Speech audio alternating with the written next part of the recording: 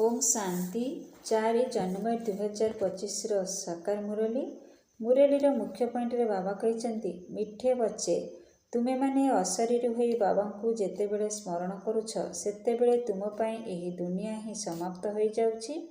ଦେହ ଏବଂ ଦେହର ଦୁନିଆକୁ ଭୁଲି ଯାଉଛ। ତୁମେମାନେ ଅଶରୀରୀ ହୋଇ ବାବାଙ୍କୁ ଯେତେବେଳେ ସ୍ମରଣ କରୁଛ, ସେତେବେଳେ ତୁମ ପାଇଁ ଏହି ଦୁନିଆ ହିଁ ସମାପ୍ତ ହୋଇଯାଉଛି। ଦେହ ଏବଂ ଦେହର ଦୁନିଆକୁ ଭୁଲି ଯାଉଛ।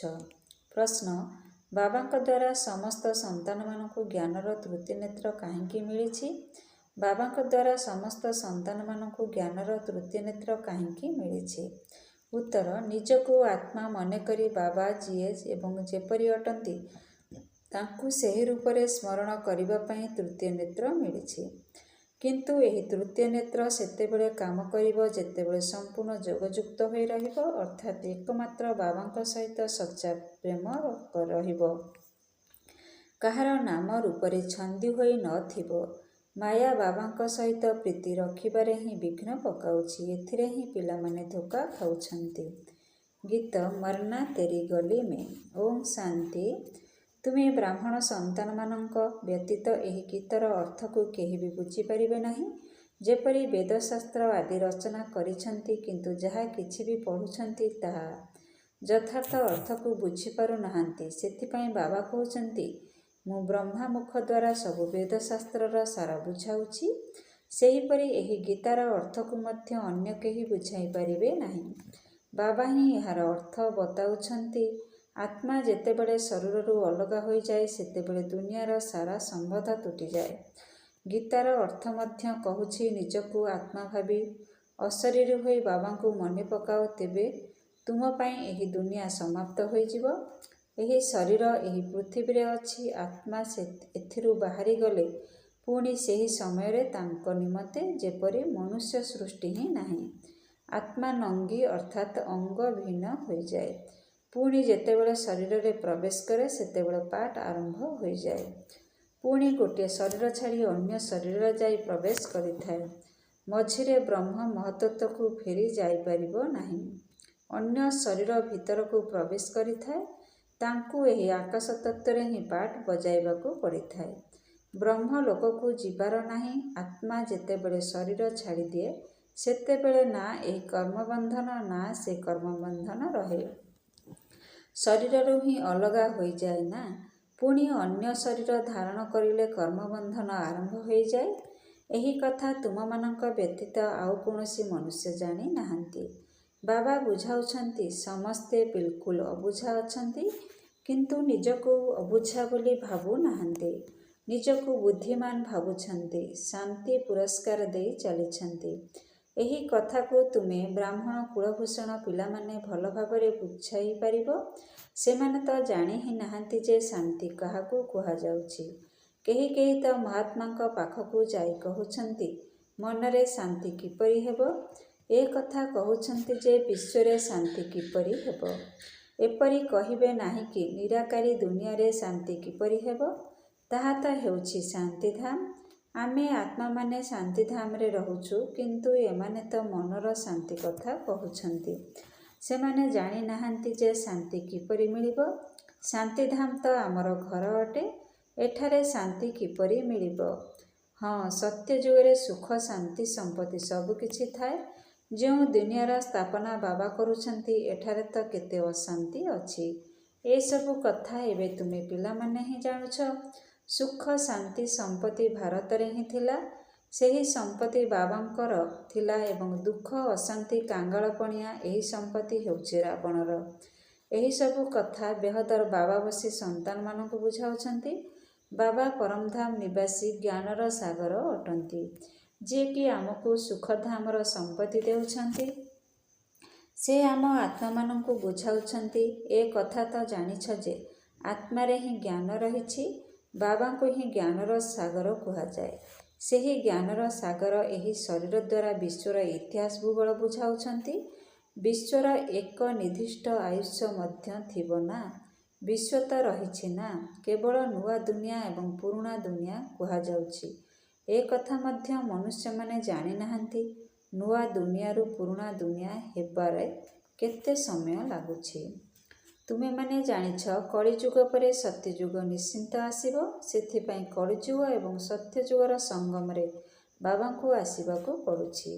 ଏ କଥା ମଧ୍ୟ ତୁମେମାନେ ଜାଣିଛ ଯେ ପରମପିତା ପରମାତ୍ମା ବ୍ରହ୍ମାଙ୍କ ଦ୍ୱାରା ନୂଆ ଦୁନିଆର ସ୍ଥାପନା ଶଙ୍କରଙ୍କ ଦ୍ୱାରା ବିନାଶ କରାଉଛନ୍ତି।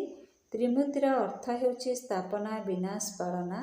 ଏହା ତ ବହୁତ ସାଧାରଣ କଥା ନା, କିନ୍ତୁ ଏହି କଥା ସବୁ ତୁମେମାନେ ଭୁଲି ଯାଇଛ। ନଚେତ୍ ତୁମମାନଙ୍କ ଭିତରେ ବହୁତ ଖୁସି ରହୁଥାନ୍ତା।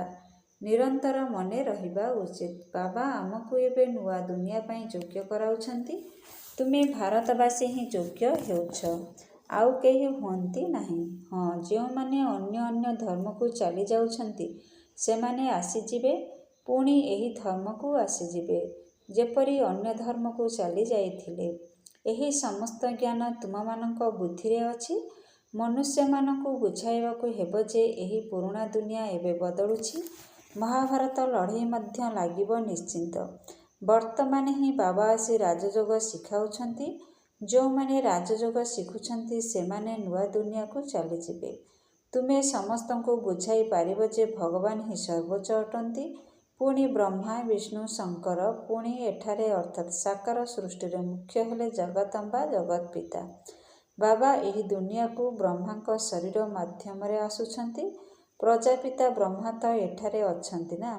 ବ୍ରହ୍ମାଙ୍କ ଦ୍ୱାରା ସ୍ଥାପନା ତ ସୂକ୍ଷ୍ମ ଲୋକରେ ହେବ ନାହିଁ ନା, ଏହିଠାରେ ହିଁ ହେଉଛି। ଏହି ବ୍ରହ୍ମା ହିଁ ବ୍ୟକ୍ତରୁ ଅବ୍ୟକ୍ତ ହେଉଛନ୍ତି। ରାଜଯୋଗ ଶିଖି ପୁଣି ବିଷ୍ଣୁଙ୍କର ଦୁଇ ରୂପ ହେଉଛନ୍ତି। ବିଶ୍ୱର ଇତିହାସ ଭୂଗୋଳ ବୁଝିବା ଦରକାର ନା। ମନୁଷ୍ୟ ହିଁ ବୁଝିବେ ଏବଂ ବିଶ୍ୱର ମାଲିକ ହିଁ ବିଶ୍ୱର ଇତିହାସ ଭୂଗୋଳ ବୁଝାଇ ପାରିବେ। ସେ ଜ୍ଞାନର ସାଗର, ପୁନର୍ଜନ୍ମ ରହିତ ଅଟନ୍ତି। ଏହି ଜ୍ଞାନ ଅନ୍ୟ କାହା ବୁଦ୍ଧିରେ ନାହିଁ। ପରଖିବାର ବୁଦ୍ଧି ମଧ୍ୟ ଦରକାର ନା।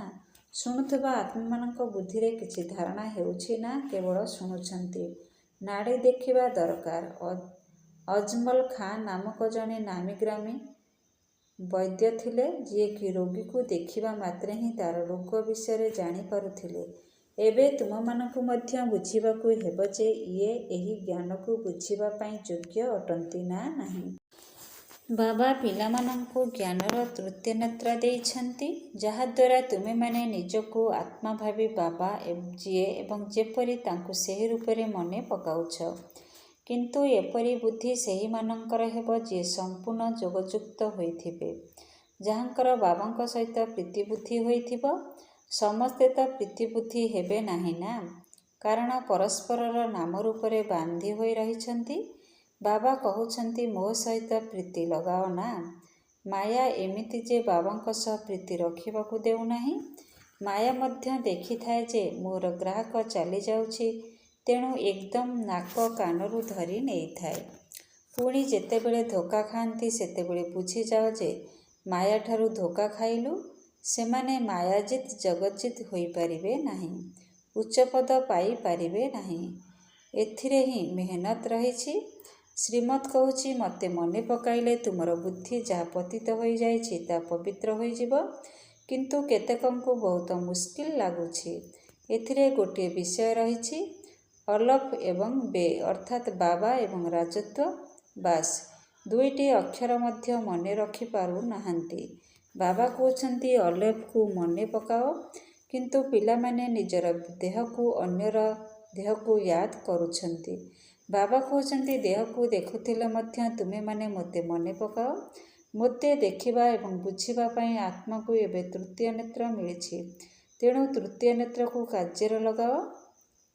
ତୁମେମାନେ ଏବେ ତ୍ରିନେତ୍ରୀ ତ୍ରିକାଳଦର୍ଶୀ ହେଉଛ, କିନ୍ତୁ ତ୍ରିକାଳଦର୍ଶୀ ମଧ୍ୟ କ୍ରମାନ୍ୱୟରେ ରହିଛନ୍ତି।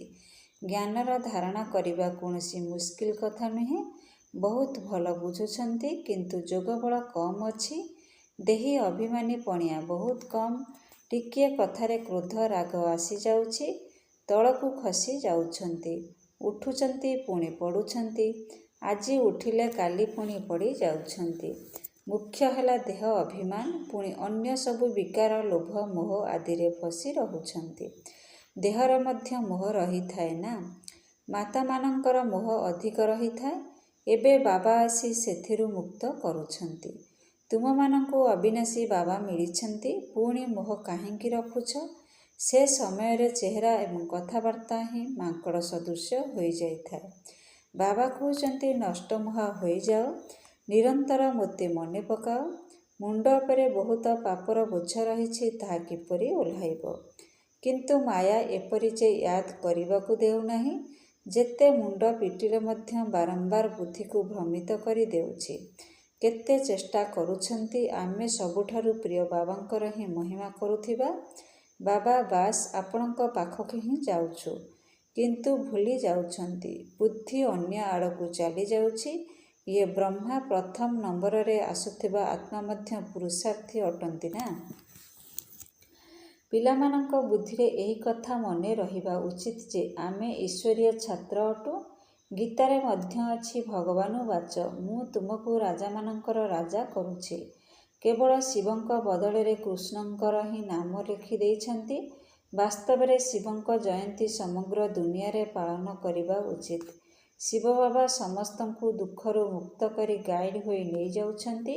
ଏକଥା ସମସ୍ତେ ମାନୁଛନ୍ତି ଯେ ଈଶ୍ୱର ଲିବରେଟର ଅର୍ଥାତ୍ ମୁକ୍ତିଦାତା, ଗାଇଡ୍ ଅର୍ଥାତ୍ ପଥ ପ୍ରଦର୍ଶକ ଅଟନ୍ତି। ସମସ୍ତଙ୍କର ପତିତ ପାବନ ତ ବାବା ଅଟନ୍ତି। ସମସ୍ତଙ୍କୁ ସୁଖଧାମ, ଶାନ୍ତିଧାମକୁ ନେଇଯାଉଛନ୍ତି। ତେବେ ତାଙ୍କ ଜୟନ୍ତୀ କାହିଁକି ପାଳନ କରୁନାହାନ୍ତି? ଭାରତବାସୀ ହିଁ ପାଳନ କରୁନାହାନ୍ତି। ସେଥିପାଇଁ ଭାରତର ଏହି ଗତି ହୋଇଚାଲିଛି। ମୃତ୍ୟୁ ମଧ୍ୟ ଦୁର୍ଗତିରୁ ହିଁ ହୋଇଥାଏ। ସେମାନେ ତ ଏପରି ବୋମା ତିଆରି କରୁଛନ୍ତି ଯେଉଁଥିରୁ ଗ୍ୟାସ୍ ବାହାରିବା ମାତ୍ରେ ସମସ୍ତେ ଶେଷ ହୋଇଯିବେ। ଯେପରି ଏକ ରାସାୟନିକ ବିଷାକ୍ତ ଗ୍ୟାସ୍ ଲାଗି ଯାଇଥାଏ। ଏସବୁ ମଧ୍ୟ ତାଙ୍କୁ ତିଆରି କରିବାକୁ ହେବ। ବୋମା ତିଆରି ବନ୍ଦ ହେବା ଅସମ୍ଭବ।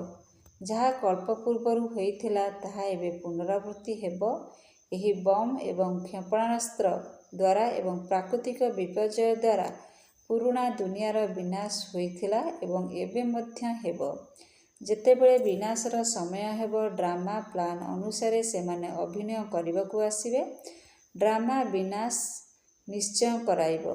ରକ୍ତର ନଦୀ ଏହିଠାରେ ଅର୍ଥାତ୍ ଭାରତରେ ହିଁ ବହିବ। ଗୃହ ଯୁଦ୍ଧରେ ପରସ୍ପରକୁ ମାରି ଦେଇଥାନ୍ତି ନା?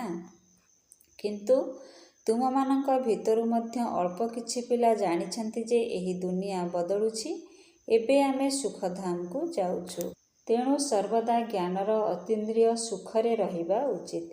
ଯେତେ ଯୋଗ କରିବ ସେତେ ସୁଖ ବଢ଼ି ଚାଲିବ। ଛି ଛି, ଦେହରୁ ନଷ୍ଟମୋହା ହୋଇଯିବ। ବାବା କେବଳ କହୁଛନ୍ତି, ଅଲଫକୁ ସ୍ମରଣ କରିଲେ ବେ ଅର୍ଥାତ୍ ରାଜତ୍ୱ ତୁମର ହୋଇଯିବ। ଏକ ସେକେଣ୍ଡରେ ରାଜତ୍ୱ ପ୍ରାପ୍ତ ହେବ। ବାଦଶାହଙ୍କର ସନ୍ତାନ ଜନ୍ମ ହେଲା ଅର୍ଥାତ୍ ବାଦଶାହ ହେଲା ନା? ତେଣୁ ବାବା କହୁଛନ୍ତି, ମୋତେ ସ୍ମରଣ କରିଚାଲ ଏବଂ ଚକ୍ରକୁ ସ୍ମରଣ କର, ତେବେ ଚକ୍ରବର୍ତ୍ତୀ ମହାରାଜ ହୋଇଯିବ। ସେଥିପାଇଁ ଗାୟନ କରାଯାଏ, ଏକ ସେକେଣ୍ଡରେ ଜୀବନ ମୁକ୍ତି ମିଳିପାରିବ ଏବଂ ଏକ ସେକେଣ୍ଡରେ ମଧ୍ୟ ଭିକାରୀରୁ ରାଜକୁମାର ହୋଇପାରିବ। କେତେ ବଢ଼ିଆ କଥା ଅଟେ। ତେଣୁ ଶ୍ରୀମତରେ ଭଲ ଭାବରେ ଚାଲିବା ଦରକାର। ପ୍ରତି ପଦକ୍ଷେପରେ ରାୟ ନେବାକୁ ପଡ଼ିଥାଏ। ବାବା ବୁଝାଉଛନ୍ତି, ମଧୁର ସନ୍ତାନଗଣ, ଟ୍ରଷ୍ଟି ହୋଇ ରହିଲେ ମମତା ତୁଟିଯିବ। କିନ୍ତୁ ଟ୍ରଷ୍ଟି ହେବା ମାଉସୀ ଘର କଥା ନୁହେଁ।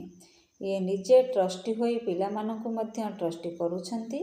ଶିବ ବାବା କ'ଣ କିଛି ଗ୍ରହଣ କରନ୍ତି କି? କହୁଛନ୍ତି, ତୁମେ ଟ୍ରଷ୍ଟି ଅର୍ଥାତ୍ ନିମିତ୍ତ ହୋଇ ସମ୍ଭାଳ। ନିମିତ୍ତ ହେଲେ ମମତା ତୁଟିଯିବ। ଏ କଥା ଲୋକେମାନେ ମଧ୍ୟ କହୁଛନ୍ତି। ଈଶ୍ୱର ହିଁ ସବୁକିଛି ଦେଇଛନ୍ତି। ପୁଣି କିଛି କ୍ଷତି ହୋଇଗଲେ ଅଥବା କେହି ମରିଗଲେ ତେବେ ଦୁଃଖରେ ବେମାର ହୋଇଯାଇଥାନ୍ତି। କିଛି ମିଳିଗଲେ ଖୁସି ହୁଅନ୍ତି। ଯଦି କହୁଛ ସବୁକିଛି ଈଶ୍ୱର ଦେଉଛନ୍ତି, ତେବେ ମରିବା ସମୟରେ କାନ୍ଦିବା କ'ଣ ଦରକାର? କିନ୍ତୁ ମାୟା ମଧ୍ୟ କମ୍ ନୁହେଁ। ଏହା କୌଣସି ମାଉସୀ ଘର କଥା ନୁହେଁ। ବର୍ତ୍ତମାନ ବାବା କହୁଛନ୍ତି, ତୁମେ ମୋତେ ଏଥିପାଇଁ ଡାକିଛ ଯେ ଏହି ପତିତ ଦୁନିଆରେ ଆମେ ଆଉ ରହିବାକୁ ଚାହୁଁନାହୁଁ। ତେଣୁ ଆମକୁ ପବିତ୍ର ଦୁନିଆକୁ ନେଇଚାଲ, ନିଜ ସାଥିରେ ନେଇଚାଲ। କିନ୍ତୁ ଏହାର ଅର୍ଥକୁ ମଧ୍ୟ ବୁଝି ନାହାନ୍ତି।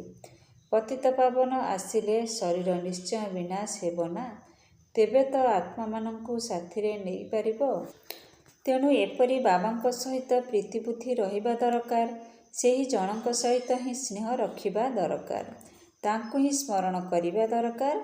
ମାୟାର ତୋଫାନ ତ ଆସିବ, କିନ୍ତୁ କର୍ମେନ୍ଦ୍ରିୟ ଦ୍ୱାରା କୌଣସି ବିକର୍ମ କରିବା ଉଚିତ ନୁହେଁ, କାରଣ ତାହା ବେନିୟମ ହୋଇଯିବ।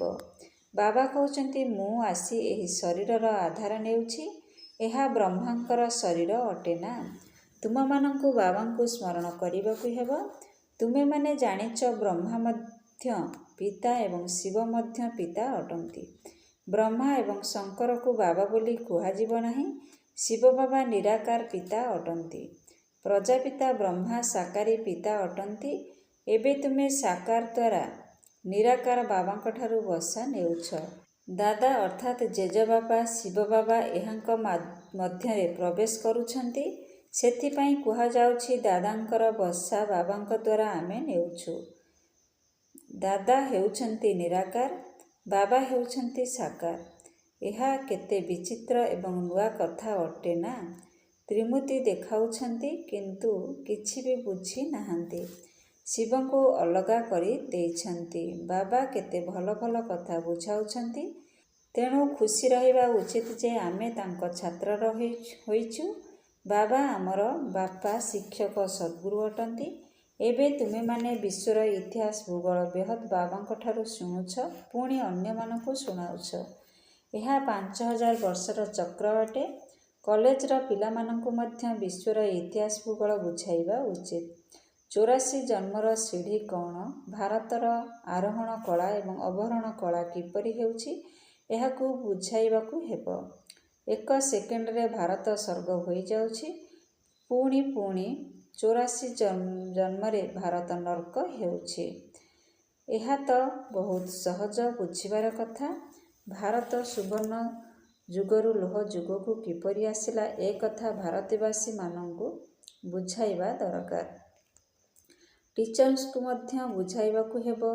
ଏହା ଈଶ୍ୱରୀୟ ଜ୍ଞାନ ଏବଂ ତାହା ଭୌତିକ ଜ୍ଞାନ। ଏହି ଜ୍ଞାନ ତାଙ୍କୁ ମନୁଷ୍ୟମାନେ ଦେଉଛନ୍ତି। ଏହାକୁ ପରମପିତା ପରମାତ୍ମା ଦେଉଛନ୍ତି।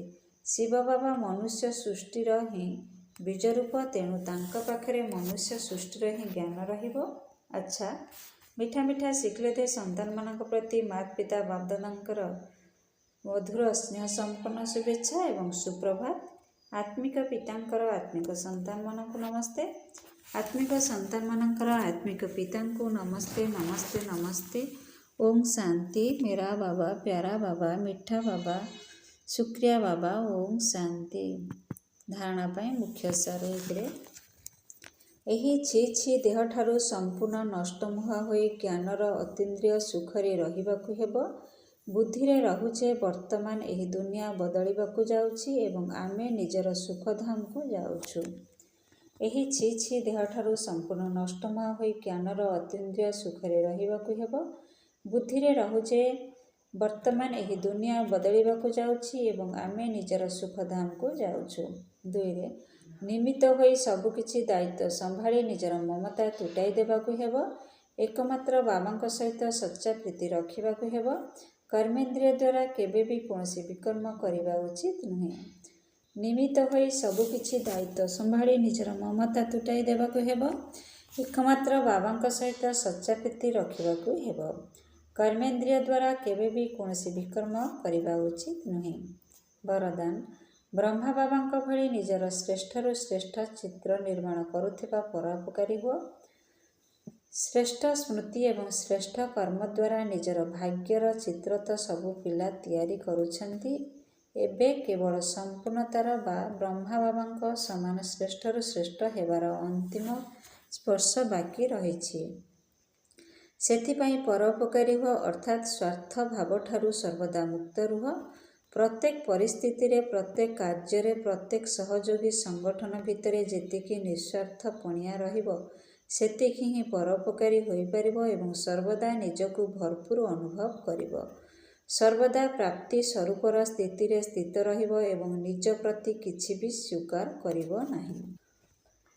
ସ୍ଲୋଗାନ। ସର୍ବସ୍ୱ ତ୍ୟାଗୀ ହେଲେ ଯାଇ ସରଳତା ବା ସହନଶୀଳତାର ଗୁଣ ଆସିବ। ସର୍ବସ୍ୱ ତ୍ୟାଗୀ ହେଲେ ଯାଇ ସରଳତା ବା ସହନଶୀଳତାର ଗୁଣ ଆସିବ।